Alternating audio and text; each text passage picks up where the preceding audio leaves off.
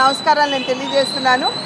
ఇవాళ పెద్దలు మురళీమోహన్ గారు నాకంటే ముందు ఇక్కడ పార్లమెంట్ సభ్యులుగా వారి బాధ్యతల్ని వారు ఇక్కడ నిర్వహించినటువంటి సందర్భంలో వారి హయాంలో చేపట్టినటువంటి కొన్ని పనులు వాటిని సందర్శించాలని, వాటి ప్రోగ్రెస్ కనుక్కోవాలనేటువంటి ఉత్సాహం వారు కనపరిచినప్పుడు నేను అదేవిధంగా వారితో పాటుగా నేను మరియు స్థానిక ఎమ్మెల్యే అయినటువంటి ఆదిరెడ్డి వాసు గారు ఇక్కడికి రావడం జరిగింది. మొరంపూడి బ్రిడ్జ్ ఏదైతే ఉందో గత కొన్ని రోజులుగా వివాదాస్పదంగా మారినటువంటి సందర్భంలో, వివాదాస్పదం అని ఎందుకంటున్నానంటే నాకంటే ముందు ఇక్కడ ఉన్నటువంటి మర్గాని భరత్ గారు వారి హయాంలోనే వారు కొట్లాడి నితిన్ గడ్కరీ గారితో నేను ఈ మొరంపూడి బ్రిడ్జ్ శాంక్షన్ చేయించాను అని చెప్పి వారు చెప్పడం జరిగింది. కనుక ఒక్కసారి పాత్రికేయ మిత్రులందరికీ కూడా ఇక్కడ ఏదైతే శిలాఫలకం ఉందో దాన్ని చూపించాలని, ఏదైతే ఇక్కడ అభివృద్ధి పనులు ప్రారంభమయ్యాయో అయ్యి మరి గత హయాంలోనే వారికంటే ముందే ప్రారంభమయ్యాయి అనేటువంటి అంశాలని పాత్రికేయుల మాధ్యమంగా ఇక్కడ ఉన్నటువంటి ప్రజలకు కూడా తెలియజేయాలి అనేటువంటి ఆలోచనతోటి ఈ మొరంపూడి బ్రిడ్జ్ని సందర్శించడం జరిగింది. మీరు చూసినట్లయితే ఇక్కడ 2 శిలాఫలకాలు ఉన్నాయి. ఒకదాని మీద 2019వ సంవత్సరంలోనే దీనికి శంకుస్థాపన చేశారు అనేటువంటి అంశం మనకు అర్థమవుతుంది. ఆ తర్వాత 2021లో అనుకుంటాను రెండవ శిలాఫలకం వేసి కమెన్స్మెంట్ ఆఫ్ వర్క్ అంటే పని ప్రారంభం అని చెప్పి వారు అక్కడ శిలాఫలకం వేయడం జరిగింది. అందరూ కూడా నవ్వుతారు, ఎందుకంటే ఎవరు ఎక్కడ కమెన్స్మెంట్ ఆఫ్ వర్క్ అని చెప్పి ఇంతవరకు శిలాఫలకం వేసినటువంటి దాఖలాలు దేశంలోనే లేవు. రాష్ట్రం వదిలేసేయండి, దేశంలోనే లేదు. అంటే ఎక్కడికెక్కడ రాజకీయ లబ్ధి, ప్రజా శ్రేయస్సు కంటే కూడా రాజకీయ లబ్ధి మీద ఎక్కువ దృష్టి పెట్టినటువంటి విధానం మనకి సుస్పష్టంగా దీని మాధ్యమంగా మనకు అర్థమవుతుంది. పీడీ గారిని కూడా ఇవాళ ఇక్కడికి పిలిచాం, వారితో కూడా మాట్లాడటం జరిగింది. దగ్గర 100 కోట్లతోటి మొరంపూడి బ్రిడ్జ్ ఏదైతే ఉందో ఈ 216A నేషనల్ హైవేలో అంతర్భాగంగా ఈ యొక్క బ్రిడ్జిని కూడా కేంద్ర ప్రభుత్వం చేపట్టడం జరిగింది. దీనికి 100 కోట్లు అవుతుంది. ఈ బ్రిడ్జి యొక్క పనులు ఆగస్టు 15 కల్లా ఈ బ్రిడ్జిని ప్రారంభోత్సవం చేసుకోవచ్చు అని చెప్పి పీడీ గారు. కూటమికి అద్భుతమైన విజయాన్ని ఇచ్చిన ప్రజానీకానికి ముందుగా హృదయపూర్వకంగా కృతజ్ఞతలు తెలియజేస్తున్నాను. 3వసారి అధికారంలోకి వచ్చినట్టుగా మోడీ గారికి కూడా ఓట్లు వేసి గెలిపించడం, ముఖ్యమైన రాజమండ్రి పార్లమెంటరీ కాన్స్టిట్యూన్సీ చూసుకుంటే మరి ఎంపీ గారిని అలాగే 7 ఎమ్మెల్యేలు కూడా గెలిపించుకునేటువంటి ఎన్డీఏ కూటమి రావడం చాలా గొప్ప విషయం, చాలా ఆనందించవలసిన విషయం. ముఖ్యంగా ఈ మోరంపూడి ఫ్లైఓవర్ కోసమని అనేక పర్యాయాలు గడ్కరీ గారి దగ్గరికి వెళ్ళి మీరు ఇవ్వండి సార్, హైయెస్ట్ ట్రాఫిక్ ఉన్న ఏరియా అనేక యాక్సిడెంట్లు అవుతున్నాయి, కొన్ని యాక్సిడెంట్ ఫోటోలు కూడా తీసుకెళ్ళి చూపించి ఇది శాంక్షన్ చేయడమే కాకుండా దీంతో పాటు 4 చేయించాము. ఇవన్నీ కూడా వర్క్ కమెంట్స్ అయినాయి. ఇందాక చెప్పినట్టుగా ఆగస్టు 15 నాటికి పూర్తి చేస్తామని చెప్పారు వాళ్ళు. ఆగస్టు 15కి ఓపెనింగ్ చేసే అవకాశం కూడా ఉంటుంది. ఇంత ట్రాఫిక్ని వాళ్ళ డైవర్ట్ ఇబ్బంది లేకుండా ఈజీ ఫ్లో, దేనికోసం సిగ్నల్స్ కూడా ఆగాల్సిన అవసరం లేకుండా ట్రాఫిక్ ఫ్లో అవడానికి చేశారు. ఇది రాబోయే రోజుల్లో ఇంకా అద్భుతమైన కార్యక్రమాలు చేయడానికి ముఖ్యంగా యువకుడు ఉత్సాహోజ్ఞుడైన ఆదిరెడ్డి వాసు గారు, వాళ్ళది కూడా రాజకీయ ఫ్యామిలీ, వాళ్ళ నాన్నగారు కానీ అమ్మగారు కానీ మొన్నటి వరకు వారి శ్రీమతి గారి అందరూ కూడా రాజకీయాల్లో మంచి ముఖ్యమైన పదవుల్లో ఉన్నారు. ఈ రోజున వాసు గారు ఈ 5 సంవత్సరాలు ఆయన ఉన్నా లేకపోయినా, ఆవిడ గారు వచ్చినా లేకపోయినా ప్రతిరోజు కూడా అందరికీ అందుబాటులో ఉండటం ఒక ఎత్తు అయితే, అన్నా క్యాంటీన్స్ మూసేస్తే అన్నా క్యాంటీన్స్లు మళ్ళీ వాళ్ళ సొంత ఖర్చులతో రివైవ్ చేయడం కూడా ఆవిడ చేశారు.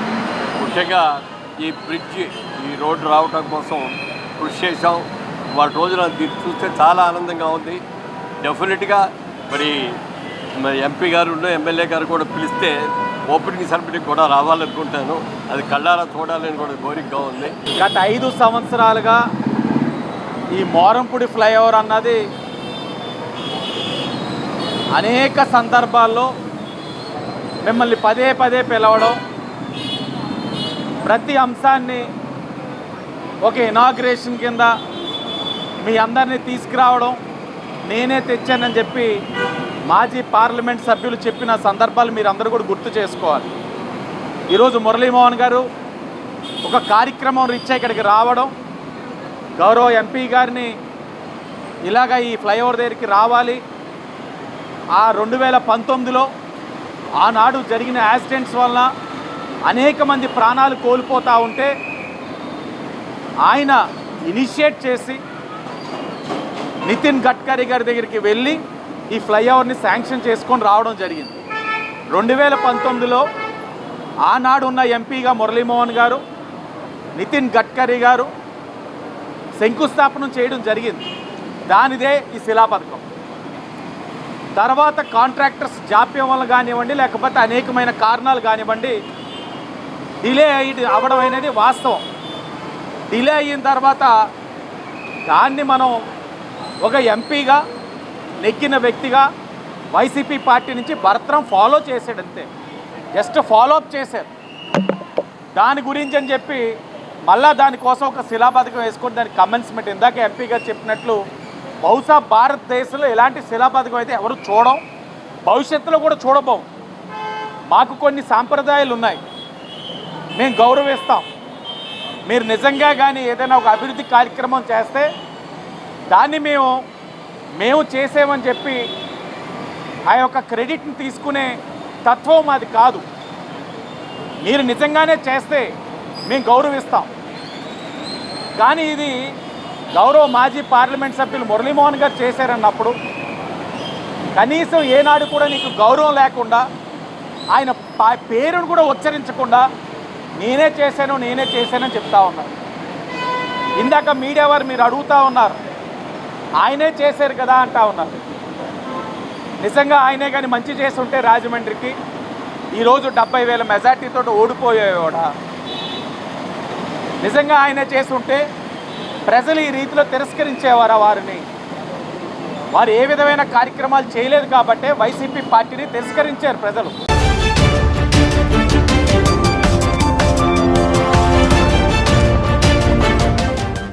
విశాఖపట్నం వెళ్ళేటువంటి సూపర్ లగ్జరీ బస్సుని ప్రారంభించడం అనేది చాలా ఆనందంగా ఉంది. ఈ కార్యక్రమంలో పాల్గొంటున్నటువంటి ఆర్ఎం గారు, షర్మిల అశోక్ గారు, అదేవిధంగా తెలుగుదేశం పార్టీ అధ్యక్షులు వెంకటేశ్వరరావు, జనసేన పార్టీ అధ్యక్షులు రంగా రమేష్ గారు, అదేవిధంగా భారతీయ జనతా పార్టీ అధ్యక్షులు ఇక్కడికి ఇచ్చేసినటువంటి డిపో మేనేజర్ గారు, ఇంకా సిబ్బందికి అందరికీ కూడా ప్రత్యేకమైనటువంటి అభినందనలు తెలియజేస్తున్నాను. అంటే ఒకప్పుడు చాలా అద్భుతమైన ప్రగతిలో ఉండేటువంటి నిడదవోలు డిపో ఇప్పుడు కారణాలు ఏవైతే కానివ్వండి ఆ స్థాయిలో లేదు అనేటువంటి మాట మనందరికీ తెలుసు. ఒకనొక టైంలో పూర్తిగా మూసేసినట్టు మనకు తెలుసు కూడా. అయితే ఇవాళ గ్రామీణ ప్రాంతాల్లోని ప్రజలకు ఉపయోగపడాలంటే బస్సులే సరైనవి. మారుమూల ప్రాంతాలకు వెళ్ళాలంటే బస్సుల ద్వారా మాత్రం వెళ్ళగలుగుతారు. అదేవిధంగా బస్సుల్లో ప్రయాణం అనేది సురక్షితమైనటువంటి ప్రయాణం. క్వాలిఫైడ్ డ్రైవర్సు, క్వాలిఫైడ్ స్టాఫ్ ఉంటారు కనుక వాళ్ళందరూ జాగ్రత్తగా తీసుకెళ్తారు. అయితే ఇక్కడ మనకు కావాల్సింది ఏంటంటే డిమాండ్ ఉన్నా కూడా మనం ఇంకా బస్సులు పెంచుకోలేని పరిస్థితి కూడా కనబడుతుంది. దానికి ఒక కారణం ఏంటంటే రాష్ట్ర విభజన జరిగిన తర్వాత తెలంగాణ వాళ్ళ ఆర్టీసీ వేరు, మన ఆర్టీసీ వేరు అయింది. ఈ సందర్భంలో రెండు రాష్ట్రాలకు సంబంధించి జరిగేటువంటి ఒప్పందాల్లో ఇన్ని బస్సులు ఇక్కడి నుంచి ఆపరేట్ చేయాలి, ఇన్ని బస్సులు అక్కడి నుంచి ఆపరేట్ చేయాలి అనేటువంటిది వారు నిర్ణయిస్తారు.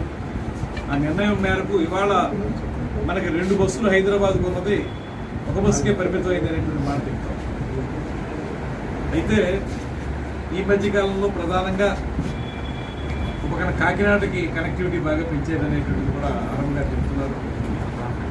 దాంతోపాటు దూర ప్రయాణానికి వెళ్ళేటువంటి వాళ్ళు మనకి ట్రైన్ రిజర్వేషన్ అనేది ఎప్పుడు కూడా లిమిటెడ్గానే ఉంటుంది కనుక బస్సుల మీద ఆధారపడే వాళ్ళు ఎక్కువ ఉంటారు కనుక ఈ గ్రామీణ ప్రాంతంలో వాళ్ళు దూర ప్రయాణం చేసే హైదరాబాద్కి మరొక 2-3 సర్వీసులు పెంచినా కూడా జనానికి ఇబ్బంది లేనటువంటి పరిస్థితి ఉంది.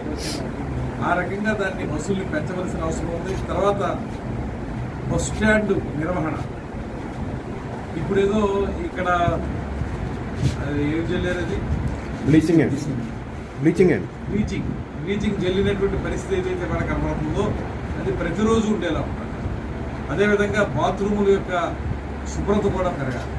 ఇలాంటి సౌకర్యాలు కల్పించకపోతే ప్రజలు ఎందుకు ఈ బస్సుల మీదకి రావాలనేటువంటి ఆలోచన వెళ్ళిపోతున్నారు. ఎందుకంటే ప్రైవేట్ రంగంలో కూడా చాలా బస్సులు వచ్చేసినాయి, అక్కడ ఉన్నటువంటి ఫెసిలిటీస్ వేరుగా ఉంటున్నాయి. అందువల్ల ఇక్కడ మనం డిపోని బాగా మెయింటైన్ చేసుకోవాలి. ఒక పక్కన సమర్థవంతమైనటువంటి అధికారులు ఉండాలి, దాంతోపాటు ఫ్రెండ్లీగా పీపుల్ ఫ్రెండ్లీగా ఉండేటువంటి స్టాఫ్ ఉండాలి. ఇవన్నీ ఉండటంతో పాటు number of buses services, number of roots మనం పెట్టుకున్నట్లయితే డిమాండ్ అయితే ఖచ్చితంగా ఉంది. దాన్ని అప్గ్రేడ్ చేయడానికి అవసరమైనటువంటి ప్రణాళిక తయారు చేయవలసిందిగా ఆర్ఎం గారికి కూడా నేను చెప్పాను. దానికి ప్రభుత్వ పరంగా ఏ రకమైనటువంటి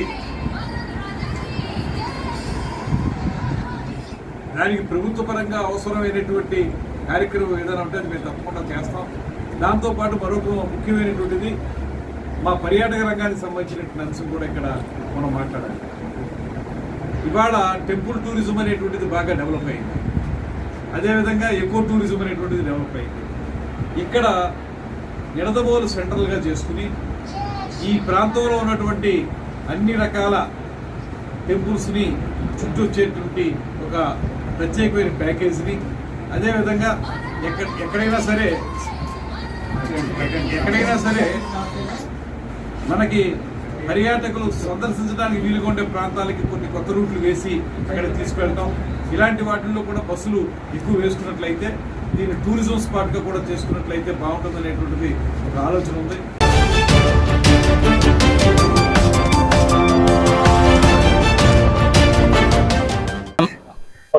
అందరికీ నమస్కారం అండి.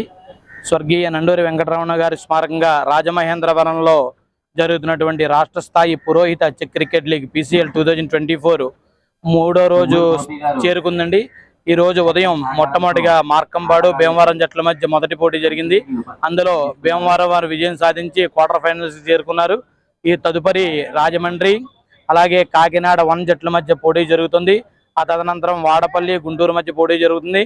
ఇలాగా తర్వాత కొవ్వూరుకిను అన్నవరానికి మధ్య మరొక పోటీ జరుగుతుంది. ఈ రోజు మొత్తం 4 మ్యాచ్లు నిర్వహించడం జరుగుతుందండి. అలాగే రేపు ఎల్లుండా కూడా మొత్తం గ్రూప్ దశల్లో ఈ యొక్క మ్యాచ్ల నిర్వహణ జరుగుతుంది. ఇందులోంచి గెలిచిన మొత్తం 8 జట్లు క్వార్టర్ ఫైనల్స్ లో పాల్గొంటాయి. ఆ తదనంతరం 14వ తారీఖు సెమీఫైనల్స్, 15వ తారీఖు ఫైనల్స్ నిర్వహించడం జరుగుతుంది. అదే విధంగా రాజమహేంద్రవరంలో ఉన్న అనేక మంది నగర ప్రముఖులు, రాజకీయ ప్రముఖులు అందరూ కూడా ఈ యొక్క మ్యాచ్లకి విచ్చేసి వారు బహుమతి ప్రదానం చేస్తూ ఉన్నారు. అలాగే ఎంతో మంది దాతలు, బ్రాహ్మణ పెద్దలు కూడా ఈ కార్యక్రమ నిర్వహణకి తమ వంతు సహాయ సహకారాలు అందిస్తూ ఈ యొక్క టోర్నమెంట్ ప్రోత్సహిస్తున్నారు. ఈ యొక్క టోర్నమెంట్ ముఖ్య ఉద్దేశం ఏమిటంటే బ్రాహ్మణులందరూ కూడా ఒక చోట సంఘటితమయ్యి అందరూ కూడా కలిసికట్టుగా ముందుకు సాగాలనే తలంపుతో 2012లో మొట్టమొదటిగా రాష్ట్ర వ్యాప్తంగా ఎక్కడా లేని విధంగా నండూరి వెంకటరమణ గారు ఈ యొక్క కార్యక్రమాన్ని ప్రారంభించడం జరిగింది. అలాగే ప్రతిసారి కూడా ఆయన యొక్క ఆధ్వర్యంలో ఈ కార్యక్రమం జరుగుతూ వచ్చింది. గత 2 సంవత్సరాల క్రితం ఆయన స్వర్గస్థులయ్యారు కనుక 2 సంవత్సరాల నుంచి ఈ కార్యక్రమం నిర్వహించడం జరగలేదు. కానీ ఆయన స్ఫూర్తి ఎక్కడా కూడా నిలిచిపోకూడదనే తలంపుతో రాజమండ్రిలో ఉన్నటువంటి పురోహిత మిత్రులందరూ కూడా కలిసి ఈ యొక్క పరంపరను కొనసాగించాలనే తలంపుతో అందరినీ సంఘటన చేయాలని ఈసారి నండూరి వెంకటరమణ గారి స్మారకంగా ఈ యొక్క పోటీలు నిర్వహించడం జరుగుతుందండి. రాజమండ్రిలో జరుగుతున్నటువంటి రాష్ట్ర స్థాయి పురోహిత అర్చక క్రికెట్ నండూరి వెంకటరమణ గారి స్మారక వారి యొక్క ఉద్దేశంతో ఈ యొక్క రాష్ట్ర స్థాయి పురోహిత క్రికెట్ లీగ్ ని నడిపిస్తున్నారు. మరి నిర్వాహకులు చాలా చక్కగా, ఎందుకంటే మేము భీమవరం నుంచి వచ్చాం, పశ్చిమ గోదావరి జిల్లా భీమవరం. మరి ఇవాళ మేము ఒక టీం మీద మేము నెగ్గడం జరిగింది, మార్కండేంపాడు మీద వాడి మీద నెగ్గడం జరిగింది. మాకు చాలా ఆనందంగా ఉంది. మేము క్వార్టర్ ఫైనల్ కు వెళ్ళడం కూడా జరిగింది. ఇక్కడ నిర్వాహకులు చాలా ఎటువంటిది భోజనాల్లో అవ్వచ్చు, టిఫిన్ లో అవ్వచ్చు, ఆ సదుపాయాన్ని కూడా చాలా చక్కగా నిర్వహణ చేస్తున్నారు. ఎవరికి ఏ లోటు లేకుండా అందరూ కూడా చక్కగా ఎటువంటి ఇబ్బందులు లేకుండా మ్యాన్ ఆఫ్ ది మ్యాచ్ లో, man of the best bowler అన్ని కూడా ఈ నిర్వాహకులు చక్కనటువంటి నిర్వహణ చేస్తున్నందుకు వారికి పశ్చిమ గోదావరి భీమవరం టీం నుంచి అలాగే రాష్ట్ర నలుమూలలో అనేక రకమైన టీంలు అందరూ వచ్చినాయి. అందరూ కూడా చక్కగా పార్టిసిపేట్ చేస్తున్నారు. నిర్వాహకులకు ప్రత్యేకమైన ధన్యవాదాలు తెలియజేస్తున్నాము. రామయ్య గారు రావడంతో రన్నర్ కావాలని కోరుకుంటున్నారు.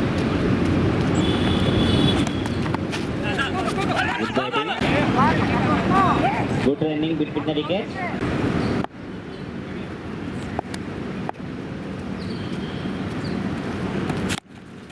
Good batting.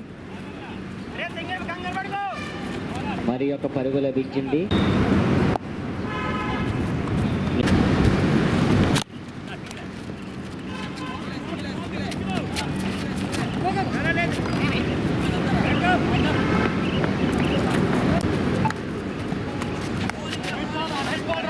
Good bowling.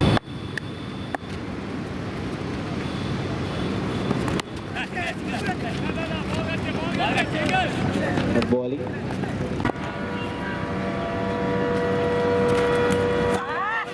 Good bowling.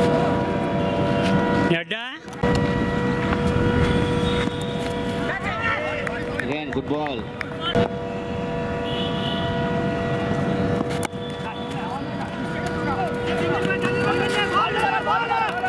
Good bowling, good fielding.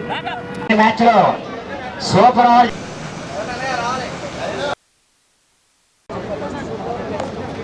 Very good bowling, very good ball, single run. Very good bowling Venkatesh, super over, 6 balls. Dias the captains, మొత్తం టీం అంతా కూడా బౌలింగ్.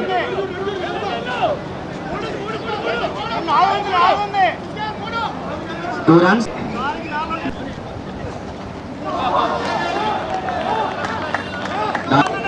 ఆటగాళ్ళు ఎవరో సెలెక్ట్ చేసుకో.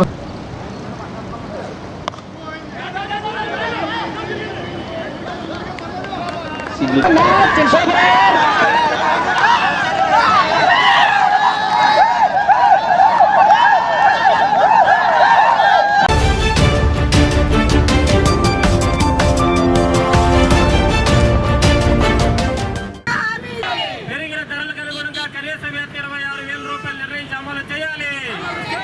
కనీస వేత 26,000 రూపాయలు, 50 కోట్లు వెంటనే. కనీస పెన్షన్ 9,000, కనీస పెన్షన్ 9,000, కనీస పెన్షన్ 19,000. ఈ వర్కర్లు ప్రభుత్వ ఉద్యోగులుగా జిందాబాద్ జిందాబాద్. రద్దు చేయాలి 50 కోట్లు వెంటనే. రద్దు చేయాలి 50 కోట్లు వెంటనే. దేశవ్యాప్తంగా శ్రామిక వర్గానికి, కార్మిక వర్గానికి నష్టం చేకూర్చేటటువంటి 4 లేబర్ కోడ్స్ను తక్షణం రద్దు చేయాలని డిమాండ్ చేస్తూ జరుగుతున్నటువంటి డిమాండ్స్ డే తూర్పుగోదావరి జిల్లా కేంద్రంలో జరుగుతూ ఉంది. జిల్లాలో ఉన్నటువంటి అన్ని మండలాల్లో కూడా పెద్ద ఎత్తున కార్మిక వర్గం వారి యొక్క డిమాండ్స్ తోటి ఈ రోజు ఈ కార్యక్రమం జరుగుతూ ఉంది. ప్రధానంగా ఈ దేశంలో ప్రభుత్వ రంగ సంస్థలు ప్రైవేటీకరించొద్దని, ఆంధ్ర రాష్ట్రంలో విశాఖ ఉక్కుని ప్రైవేటు పరం కాకుండా చర్యలు చేపట్టాలని, ఈ దేశంలో ప్రధాన భాగస్వామిగా ఉన్నటువంటి స్కీమ్ వర్కర్లందరినీ ప్రభుత్వ ఉద్యోగులుగా గుర్తించి కనీస వేత 26,000 రూపాయలు నిర్ణయించి అమలు చేయాలని డిమాండ్ చేస్తున్నటువంటి పరిస్థితి ఉంది. అలాగే ప్రధానంగా పాత పెన్షన్ విధానాన్ని అమలు చేయాలని, పెన్షన్దారులకి కనీస పెన్షన్ 9,000 రూపాయలు ఇవ్వాలని ప్రధాన డిమాండ్లతో ఈ రోజు దేశవ్యాప్తంగా ఈ యొక్క డిమాండ్స్ డే కార్యక్రమం కొనసాగుతూ ఉంది. ఈ డిమాండ్స్ డే సందర్భంగా మన పెన్షనర్ అసోసియేషన్ నుంచి మంగరాజు కార్యకర్తలు వేసుకుంటూ ఉంటే ఈరోజు ఇంచుమించు 20-30 సంవత్సరాల నుంచి ప్రభుత్వ రంగంలో పని చేసుకున్న వాళ్ళు ఎక్కడికి వెళ్తారు? మీరు తీసేస్తూ కూర్చుంటే చూస్తూ ఊరుకునే పరిస్థితులు అయితే మాత్రం ఈ రోజు లేదు. మీరు కనుక అటువంటి పద్ధతులు అవలంబిస్తే గత ప్రభుత్వానికి నెల రోజుల క్రితం ఏదైతే జరిగిందో అదే పద్ధతి మీకు కూడా భవిష్యత్తులో జరుగుతుందని చెప్పేసి సందర్భంగా హెచ్చరిక చేస్తా ఉన్నాం.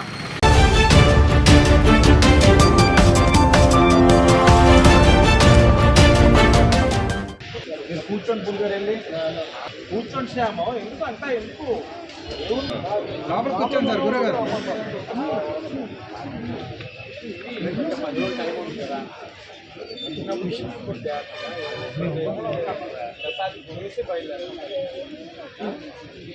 రికవర్ అయినట్టు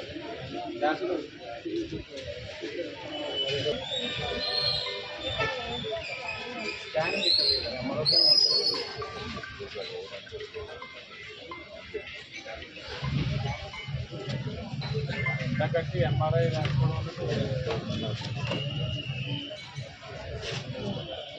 ఆన్లైన్ చేస్తానన్నారు.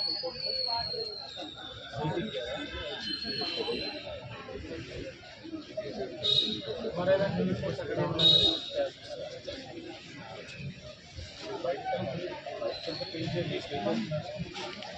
చింటే ఇంకా జరిగింది. అడ్మిట్ చేసిన తర్వాత ఎక్కడికి వెళ్ళాలి చెప్తారు మీరు. ఒకటి చెప్పాలి, ఎక్కడ కూడా ఒక రూపాయి కట్టచ్చు చేస్తారు.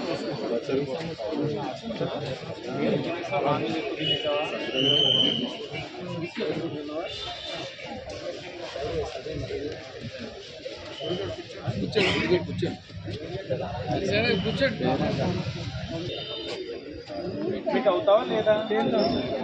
అడ్మిట్ అయిపోతావా?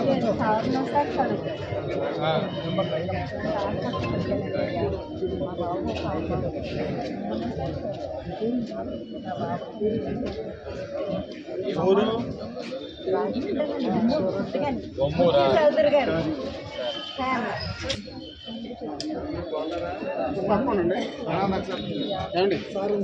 మేడం ల్యాబ్లో చేస్తాను మా కలిసి వెళ్దాం. సరే వెళ్ళి చూపించు జాగ్రత్త. కలెక్టర్ గారు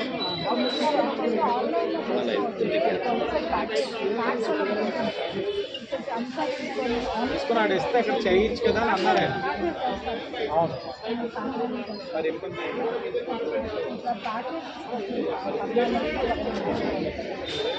మనం మన సిఎస్ఆర్ కింద పెట్టి చూస్తున్నారు 2 ఫ్యాక్టర్స్, మరి 2 సెగ్మెంట్స్ ఇచ్చినట్టు సిఎస్ఆర్.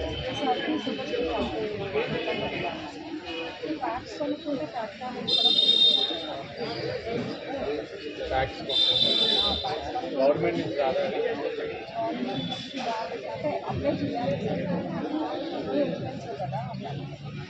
నాకు ఆర్గనైజేషన్ అప్రోచ్ అయితే బెటర్. అది మీరు నాకు ఒకసారి ఫైల్ ఇవ్వండి. ఏళ్ళు ఎవరో ఒకరిని అడిగితే అది అయ్యిందంటే మనం ఆన్లైన్ ద్వారా అయినా ముందు పేషెంట్స్ని రిపోర్ట్స్ తెప్పించుకుంటే ఇక్కడ స్కానింగ్ చేయించవచ్చు కదా, బయటకు వెళ్ళి పంపిస్తాం రిపోర్ట్స్ అంటే ఇచ్చేస్తారు. ఒకసారి నాకు అది ఈవినింగ్ కాలేదు ఇవ్వండి అమ్మ, నేను గేల్ని అప్రోచ్ అవుతాను. ఐదర్ గేల్ ఆర్ ఓఎన్ చేసి నేనే పర్సన్ ఏముంది 15 లక్షలు పెద్ద విచిత్రం కాదు, పర్వాలా. ఏదో మీన్స్ తోటి మనం ట్రై చేయొచ్చు. 50 lakhs not and big issue. నాకు అది కొద్దిగా సాయంత్రంకి వెళ్ళి ఒక సాఫ్ట్వేర్ చేస్తాను, ఫోన్ చేసుకుంటాను.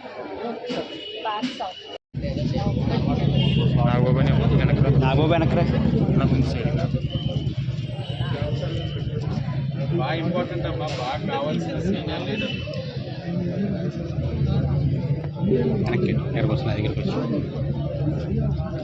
వర్మ గారు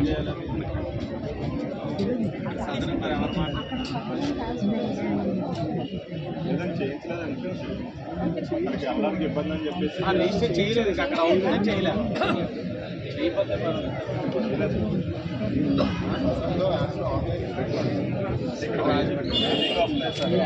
పని చేయండి అమ్మా, 1 month వెయిటింగ్ లిస్ట్ అయినా రాజమండ్రి పెట్టుకోవచ్చు.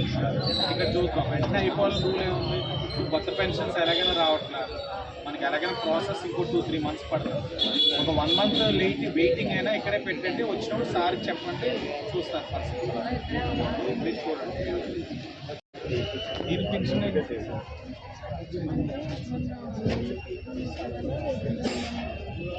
అవును డిమాండ్ ఎక్కువ అయిపోయింది.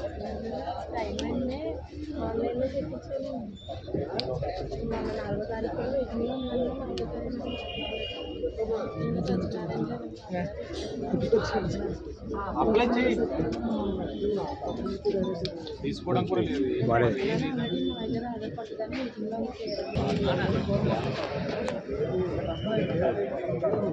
దీంట్లో లేదు అతను అదర్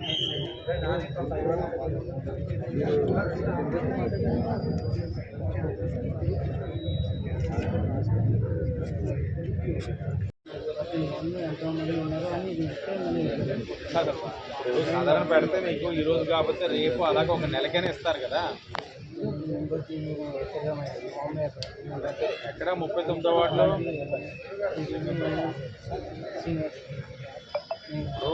ఈయన కూడా ఇప్పుడు సాధారణ పెట్టుకుందాం అంటే రంపచోడవరం వస్తుంది. అలా వద్దని చెప్పి 1 నెల లేట్ అయినా రాజమండ్రిలోనే పెట్టమంటున్నాం. నువ్వు కూడా కొద్దిగా ఓపిక పట్టి 1 నెల లేట్ అయినా రాజమండ్రిలోనే పెట్టు. సాధారణ రాజమండ్రిలో పెట్టామనుకో, డాక్టర్తో మాట్లాడి ఇవన్నీ ఈజీగా చేయిస్తాం. ప్రాసెస్ సర్టిఫికేట్ వచ్చిందనుకో, ఎమ్మటిని అయితే పెన్షన్ రావు. 2-3 నెలలు టైం పడుతుంది. పడ్డ తర్వాత కొత్త పెన్షన్ ఇస్తారు. లేట్ అయినా సదరన్ ఇక్కడే పెట్టుకో అప్లై చేసి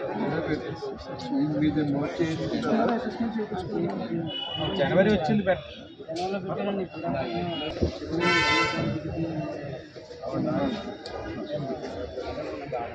మాట పరంగా 15 రోజులకు ఒకసారి రాజమండ్రి గవర్నమెంట్ హాస్పిటల్లో ఉంటాం. ఇక్కడ ఏదైతే రోగులకి కలుగుతున్న సమస్యలు అది మెడికల్ పరంగా కానీ అడ్మినిస్ట్రేటివ్ పరంగా కానీ వారికి ఉన్న సమస్యలు ఏదైనా ఉన్నట్లయితే మాకు తెలియచేయండి. ఇక్కడే ఉండి అక్కడే తక్షణ పరిష్కారం చేయడానికి మా వంతు కృషి చేస్తామని హామీ ఇవ్వడం జరిగింది. ఇచ్చిన మాటకు అనుగుణంగా 15వ రోజు ఇక్కడికి వచ్చాం. చూస్తూ ఉన్నాం చాలా సమస్యలు ఉన్నాయి. మెయిన్గా రేడియాలజీ ఇష్యూ చాలా బాగా కనబడతా ఉంది. స్కానింగ్స్ ఇవన్నీ లేక ఇబ్బందులు పడతా ఉన్నారు. ఇప్పటికే గౌరవ కలెక్టర్ గారి దృష్టిలో కూడా ఉంచాం. దీన్ని ఏదో విధంగా పరిష్కరించాలి. గవర్నమెంట్ కాలేజెస్ ఏదైతే ఉన్నాయో లేకపోతే మెడికల్ కాలేజెస్ వారి సహకారం తీసుకొని రేడియాలజిస్ట్ని ఎడహాక్ బేసిస్ కింద ఇక్కడ పెట్టినట్లయితే మనం దాన్ని కూడా పరిష్కరించడానికి అవకాశం ఉంటుందని కూడా వాటితో మాట్లాడడం జరిగింది. వాటిని కూడా దగ్గరలోనే పరిష్కరించి ఎవరైనా సరే ఇక్కడికి వస్తే వారి ఇబ్బందులతో వచ్చిన వారు సంతోషంగా ట్రీట్మెంట్ అయిన తర్వాత వెళ్ళే విధంగా చెయ్యాలన్నది మా తాలూకు ఆలోచన. డాక్టర్స్ కూడా కొంతమంది ప్రవర్తనలో కొన్ని లోపాలు ఉన్నాయి, వారికి కూడా చెప్పాం. సగం రోగికి వ్యాధి వారి మాట్లాడే విధానం బట్టి తగ్గిపోతుంది. మీరు కూడా కాస్త ఓపికగా మాట్లాడమని డాక్టర్స్ కూడా సూచించాం. వారు కూడా వారి పని ఒత్తిడి వల్ల ఇబ్బందులు ఉన్నాయి, మారుతుంది. నెక్స్ట్ మళ్ళీ 15 రోజులకి ఇక్కడికి వస్తాం. ఇంకొకటి సదరన్ సర్టిఫికేట్స్ది చాలా పెద్ద సమస్య ఉంది. అది ప్రభుత్వంగా తీసుకోవాల్సిన నిర్ణయాలు. చాలామంది పెన్షన్స్ కూలిపోయి వారు కూడా వస్తున్నారు. ఇలాగ అనేకమైనవి ఉన్నాయి. అన్నీ కూడా చూస్తూ ఉన్నాం. ఒకటి ఇక్కడ పరిష్కరిస్తూ ఉన్నాం. లేని ప్రభుత్వం దృష్టికి తీసుకెళ్లే కార్యాచరణ కూడా చేస్తూ ఉన్నాం. లోపల కూడా ఇన్ఫ్రాస్ట్రక్చర్ పరంగా కూడా చాలా ఫ్యాన్స్ రిక్వైర్మెంట్ ఉన్నాయని చెప్పడం జరగడం. ఆర్ఎంఓ గారితో డిపార్ట్మెంట్ వాళ్ళని కూడా పిలిచాం. వాళ్ళు కూడా సాయంత్రం కల్లా ఆడిట్ చేసి ఎన్ని ఫ్యాన్స్ రిక్వైర్మెంట్ ఉన్నాయి వాటిని ఎలా సరిచేయాలన్న కార్యక్రమం కూడా తీసుకుంటా ఉన్నాం.